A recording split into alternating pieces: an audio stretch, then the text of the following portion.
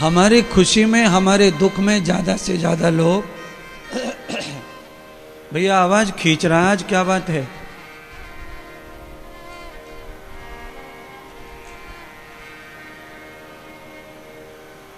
ज्यादा से ज्यादा लोग जो है हमारे दुख में और सुख में आए, उसके लिए हमें पहले से ही अपना व्यवहार उस तरह का बनाना पड़ेगा। कंस के साथ जितनी जनता जुड़ी थी वो सब जो है डर और भय के कारण जुड़ी थी। श्री नंद जी के साथ में जो लोग जुड़े थे वो नंद जी के प्रेम के कारण जुड़े थे। जो लोग डर और भय के कारण जुड़े रहते हैं, जी हजूरी करते हैं, वो ऐन वक्त पे बड़ा धोखा देंगे, ये ध्यान रखो। इसीलिए किसी को डराकर धमकाकर अपना बल दिखाकर गुलाम बनाने से कोई लाभ आपत्ति में नहीं मिलेगा। उसी व्यक्ति को अपने प्रेम से आप जीत के रखो, आपत्ति में वो सबसे पहले खड़ा रहेगा।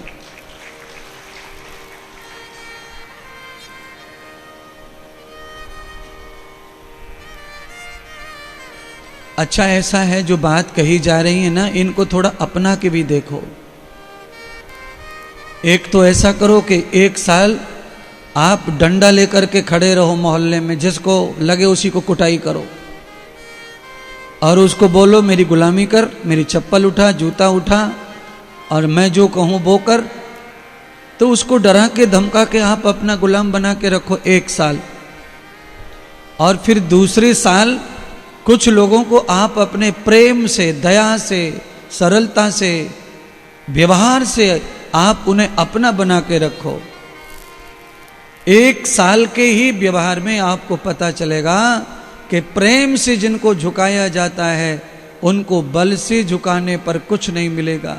प्रेम से जो झुकते हैं वो काम आते हैं, उनमें फल होता है, फूल होता है, उनमें सुगंध होती है। सांप को जबरदस्ती दबा के रखता है सपेरा टोकनी में, हर समय डलिया को ढक के रखता है, झोली में डालकर घूमता है, जहां पर भी उसे तमाशा दिखाना होता है। जैसे ही वो टोकनी का ढक्कन खोलता है, सांप जो है क्रोध के साथ खड़ा होता है।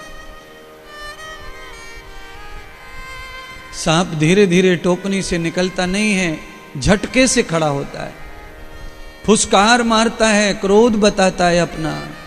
क्यों? उसने जबरदस्ती गुलाम बना रखा था यूं। और उसी सांप को कई लोग अपने इशारे से बुला लेते हैं। सपेरा वही है, सांप भी वही है। टोकनी में जब बांध के रखा, दबा के रखा, टोकनी का ढक्कन खुला तो सांप क्रोध में फनफनाने लगा। और थोड़ी देर के बाद सपेरे ने जब सांप के आनंद के लिए बीन बजाया तो वही सांप सपेरे के साथ मिल करके ताल से ताल नृत्य करने लग गया। टोकनी में था मजबूरी में तो क्रोध में बाहर आया। सपेरे जब उसको संगीत दिया, आनंद दिया, अपनी आवाज दी, तो सांप ने भी ताल से ताल मिला करके सपेरे का तमाशा सिद्ध कर दिया, पब्लिक से तालियां बजवा दी, रुपया वर्षा करवा दी। ये किस कारण हुआ? सपेरा भी वही है, सांप भी वही है। सपेरे और सांप की बात बताने से पहले मैं आपको पहले कह चुका हूं, एक साल किसी को दबा के रखो और एक साथ किसी को प्रेम में रखो। दोनों वर्षों का अलग अलग परिणाम आपको पता चलेगा। सांप ने भी वही दिखाया कि उसे दबा के रखा तो वो अकड़ के खड़ा हुआ और बीन बजाकर उसे आनंद दिया तो सपेरे की झोली भरवा दी उसने, धन से, पैसों से, तालियों से। इसीलिए सामने वाला अपने साथ क्या व्यवहार करता है उसे भूल जाइए, हमें क्या व्यवहार करना है वो सीखिए। हमारे गुरुदेव क्या सिखाते हैं, हमें कथा में क्या सुनने को मिलता है, वो व्यवहार हमको करना है। पराये से व्यवहार करना है अपने जैसा। वैसे तो सारा जगत ही पराया है, पर पराये से व्यवहार अपने जैसा करना है। तो उसमें से बहुत लोग अपने बन जाते हैं।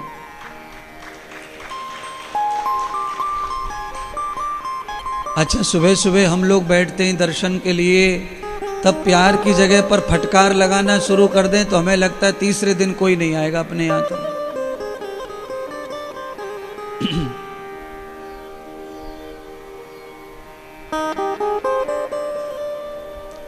चेलों का व्यवहार कैसा भी हो, पर वो आशा लेके आते हैं कि गुरुजी से अपने को प्यार ही मिलना चाहिए, चाहे उनका व्यवहार कैसा भी हो।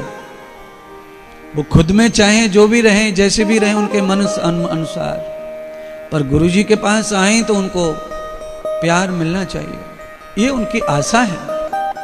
और जब वो आशा टूटती है तो कष्ट होता है, दुख होता है, निराशा होती है। आशा का दूसरा मतलब निराशा, और निराशा केवल जीवन के लिए अपने लिए नहीं होती है, निराशा रिश्ते में भी होती है। फिर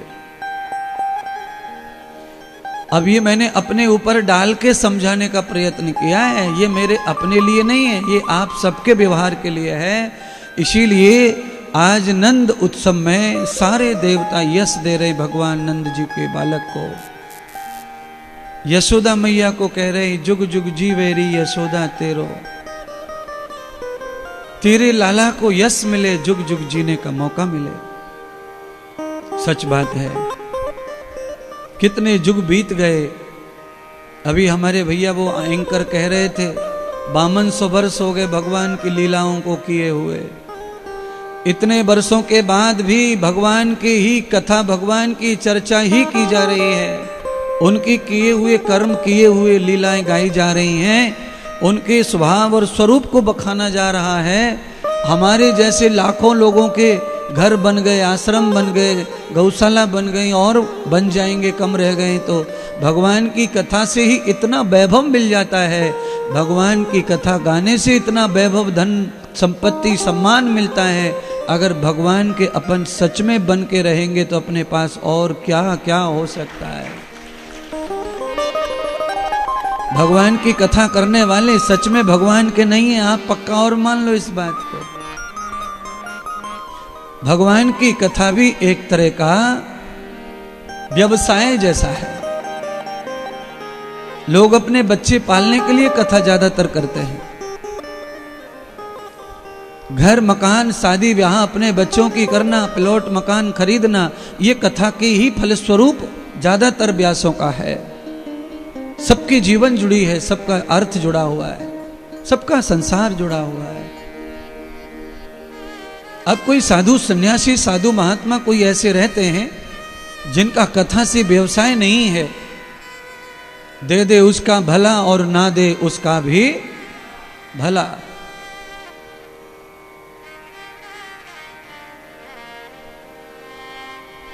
पर कथा करने से उस साधु के पास भी कुछ कम नहीं है। जिसने कथा को कभी व्यवसाय न बनाया, जिसने कथा को कभी अर्थ नहीं बनाया, जिसने कथा को कभी अपना जीवन का विकास, उन्नति अर्थ के रूप में नहीं बनाया, उसके पास भी सब कुछ है। क्यों? ये भगवान के जो लीलाएं, भगवान की जो इतिहास है, भगवान की जो कथन है, उनको कहने से ही इतना पुण्य प्राप्त होता है कि उसमें यश, बल, धन, विद्या ये सब स्वयं ही आते हैं। उसमें डिमांड भी ना हो तो भी आएंगे। महात्मा का खर्चा 50 लाख रुपए महीना का है।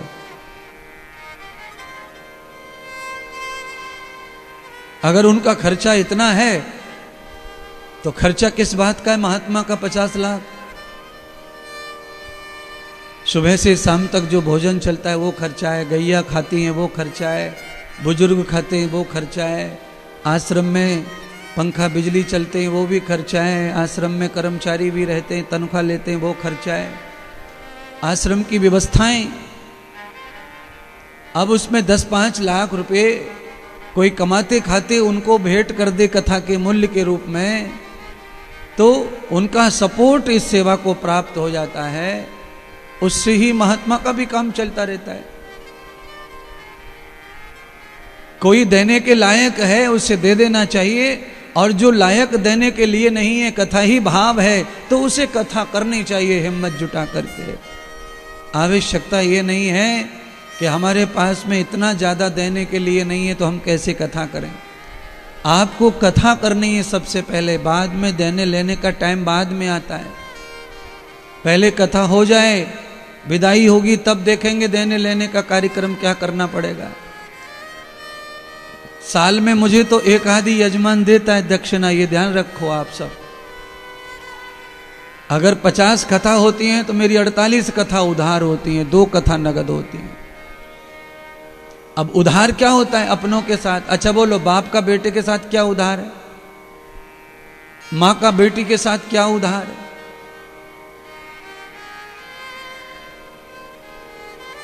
उधार भी कोई देगा? इसकी कोई गारंटी रहती है? कोई गारंटी नहीं रहती है। हाथ से दिया हुआ भी धन कोई वापस दे देगा, इसकी कोई गारंटी रहती है? नहीं रहती है। आदमी के 100 बहाने, अंदर क्या उसके गुतर पुत्र चल रही है वो तो वही जाने, नहीं देने के पीछे, पर बहाने 100 रहते हैं। पर उससे क्या कोई फर्क पड़ता है इन चीजों के ऊपर? कोई फर्क नहीं पड़ता है। अगर फर्क पड़ता तो कब का बंद हो गया होता आश्रम, सेवाएं। ये सारी बात मैं अपने ऊपर रख के कह रहा हूं, मुझे कोई ऐसी परेशानी नहीं है। ये सब तुम्हारे समझाने के लिए है, अर्थात तुम्हारे साथ भी ये व्यवहार रोज होता है।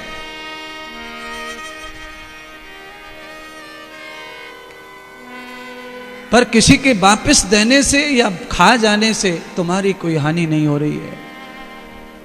क्यों? तुम्हारे पास में अगर दिल है किसी की मदद करने का, किसी ने अगर शब्द डाला है, किसी ने कहा है, तो आप अपनी चादर के अनुसार उसकी मदद कर दो। वापस आए नहीं आए छोड़ दो, क्योंकि संसार में ईश्वर काम करता है, वही सब देखता है, वही सब जानता है। आपके सामने कोई आया, वो भी ईश्वर ने भेजा, ईश्वर का ही दूत है, उसकी मदद हो रही है तो वो ईश्वर की मदद हो रही है। सब जीवों में परमात्मा है, लौटा के वापस दे दे तो ठीक, नहीं दिया तो ईश्वर की मदद हो गई। ऐसा सोचते चलो, ईश्वर तुम्हारा हमेशा साथ रहेगा। और ईश्वर के पास क्या कमी है किसी चीज की? सारे देवता तो चले गए यश गाकर जय जयकार करके, बाद में देवों के देव महादेव भी गोकुल में पधारे और उन्होंने भी परमात्मा का दर्शन लिया। अब आप इशारे में कथा समझ गए। ये कथा तो रोज गाई ही जाती है। बाल लीलाओं में से भगवान की लीलाएं छोड़ी नहीं जाती, अपराध माना गया है। भागवत के महत्तम में कोई कथा छूट जाती है तो उसका अपराध नहीं है बहुत ज्यादा, पर भगवान की बाल लीला जो भागवत है असली, वो नहीं छूटनी चाहिए। समस्त लीलाओं को छूना कहना चाहिए, कम या ज्यादा। आज भोलेनाथ भी पधारे, शंकर जी ने भी भगवान श्री नारायण का दर्शन लिया। अब क्या अच्छाई है भाई नंद बाबा में, यशोदा में। संत पधारे, देवता पधारे, महादेव पधारे, ये सब पधारे। इसमें नंद जी ने ऐसा क्या किसी को दे दिया है, क्या कर दिया है जो बिन बुलाए सब आ रहे हैं महाराज। आप ध्यान कर लो, बिन बुलाए अगर आपके द्वार कोई आते हैं, वो भी धार्मिक बुद्धि के लोग, तो इसका मतलब है कि आपका सीधा कनेक्शन भगवान से है। उससे पहले कोई बिन बुलाए आपके पास धर्म की बुद्धि लेकर नहीं आ सकता, भजन की बुद्धि लेकर नहीं आ सकता, श्रवण की सत्संग की बुद्धि लेकर नहीं आ सकता। आपके पास में अगर कोई अपनी इच्छा से आता है, वो भी धार्मिक बन के, तो फिर आपका संबंध ईश्वर से है, पक्का है। आपको समझ नहीं रहा वो अलग बात है। आज सिद्धांत क्लियर हो गया। नंद यशोदा का संबंध साक्षात भगवान से था, इसलिए उनके घर सब देवता पधार रहे थे, सब महादेव आ गए। आपके भी घर महापुरुषों का चरण कभी बुलाने से लगे, कभी बिन बुलाए लग जाए। आपके ऐसी गुणवत्ता कर्म में हो, आप ऐसे महान कर्म कर लें कि कभी महापुरुष आपके यहाँ आमंत्रण से आ जाएं और कभी बिना आमंत्रण के स्वयं ही कॉल कर दें, आपको फ़ोन कर दें कि भाई मैं यहाँ पहुँच गया हूँ, मैं आ रहा हूँ, कहाँ हो तुम। अगर कोई महात्मा कोई तुम्हें इस तरह ढूंढे फ़ोन पर, तो आप और ज़्यादा अपने आप पर अभिमान करने लगो कि परमात्मा ने तुम्हारा हाथ पकड़ ही रखा है। बड़ा गजब अजब भाग्य है उसका जिनके घर महात्मा संत गुरु लोग स्वयं फोन करके जाएं, स्वयं बताएं हम यहां से गुजर रहे हैं, भाई तुम कहां हो आ जाओ।